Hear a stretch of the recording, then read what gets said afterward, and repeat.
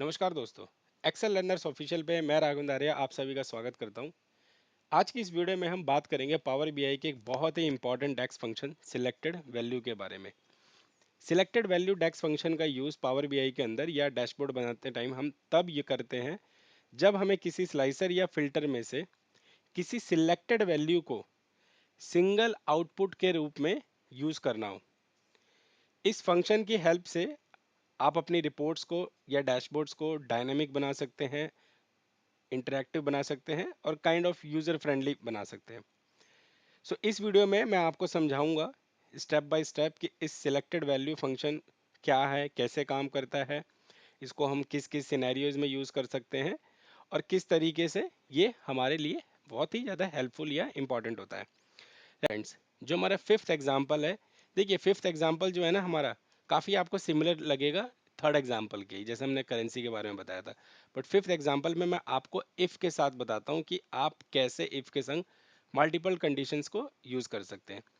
ठीक है, इसके लिए मैं एग्जाम्पल ले लेता हूँ, वही अपना कैटेगरी वाला ही स्लाइसर को कॉपी कर लेता हूँ, डोंट सी। ठीक है, और सबसे पहले हम यहाँ पे मेजर लगाते हैं।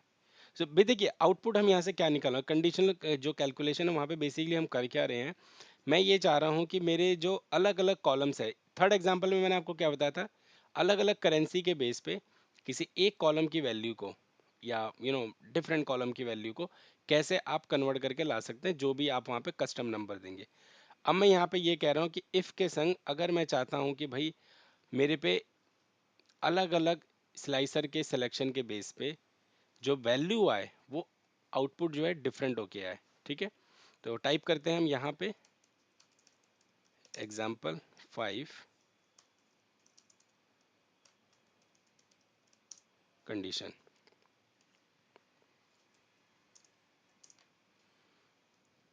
Shift enter. इफ यहाँ पे हम इफ का यूज करेंगे, शिफ्ट एंटर, सिलेक्टेड वैल्यू, और यहाँ पे मैं ले लूँगा कैटेगरी वाला कॉलम क्योंकि मैं एग्जाम्पल में कैटेगरी यूज कर रहा हूँ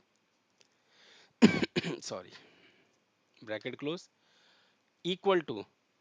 तो यहाँ पे देखिए अब मेरे को जो वैल्यू क्रिएट करनी है वो अलग अलग करनी है। मैं ये चाह रहा हूँ कि भाई ये जो मेरा कैटेगरी वाला कॉलम है इसमें मान के चलो फर्नीचर है। सो फर्नीचर की सेल्स जब भी निकल के आए मुझे वो अलग नंबर से कस्टमाइज होके चाहिए, मल्टीप्लाई या डिवाइड या ऐड होके या सब्सट्रैक्ट होके। ठीक है, तो यहाँ पे मैं टाइप कर देता हूँ डबल कोट्स के अंदर फर्नीचर, डबल कोट से क्लोज। ठीक है, कॉमा, शिफ्ट एंटर, और यहाँ पे अब मैं लूँगा some cells, bracket close, multiplied by 5 ले लेते हैं, थोड़ी बड़ी सी वैल्यू, कॉमा। अब ये मेरे से पूछ रहा है रिजल्ट फॉल्स। ठीक है, देखिए अब फॉल्स में अब यहाँ पे एक चीज समझिए, अगर फॉल्स में मैं फिर से इसी फंक्शन को कॉपी करके यहाँ पेस्ट कर दूं और यहाँ पे फर्नीचर की जगह जो भी वैल्यू है, मान के चलिए टेक्नोलॉजी है, वो ले लूँ तो उस पर भी अप्लाई हो जाएगा। ठीक है, तो बेसिकली कैसे हम लोग एक्सेल में अप्लाई करते हैं, नेस्टेड इफ, तो वैसे ही यहाँ पे भी हम कर सकते हैं। बट मैं अभी उतना डिटेल में नहीं जा रहा हूँ, वीडियो काफ़ी लंबी हो गई। आप ये आप लोगों के लिए टास्क रहेगा, होमवर्क रहेगा, आप ऐसे कीजिए। अगर नहीं होता आपसे please do reach out to me. यहाँ पे हो गया क्लियर, शिफ्ट एंटर। अब यहाँ पे मैं फिर से कह देता हूँ सम, और मुझे सेल्स की ही वैल्यू चाहिए। ठीक है, मतलब बेसिकली मैं ये चाह रहा हूँ कि जो मेरी कैटेगरी वाली कॉलम है ना, फर्नीचर की जो भी वैल्यू है वो भैया वो 5 से मल्टीप्लाई होके आ जाए, बाकी जो भी सिलेक्शन है उनकी ओरिजिनल वैल्यू ही है, ब्रैकेट क्लोज और एंटर। अब यहाँ से हम कार्ड को इंसर्ट कर लेते हैं और ये रही मेरी पांचवी। देखिए ऑफिस सप्लाईज किया 3.79, टेक्नोलॉजी किया, मल्टीपल सिलेक्ट हो गया तो इसलिए आ गया, टेक्नोलॉजी किया 4.74।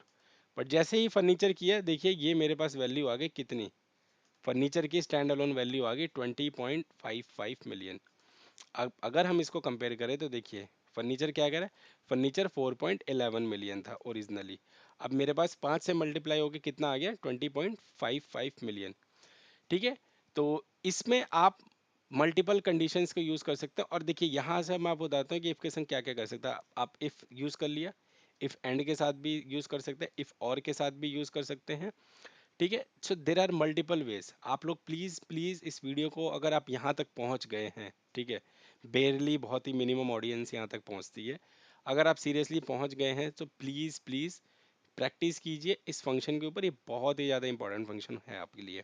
ओके फ्रेंड्स, सो इसी के साथ इस वीडियो को मैं एंड करता हूँ। अगर ये वीडियो आपको थोड़ी सी भी पसंद आई हो और मेरी मेहनत आपको पसंद आई हो, so please please do subscribe, comment कीजिए, लाइक कीजिए। Thank you very much.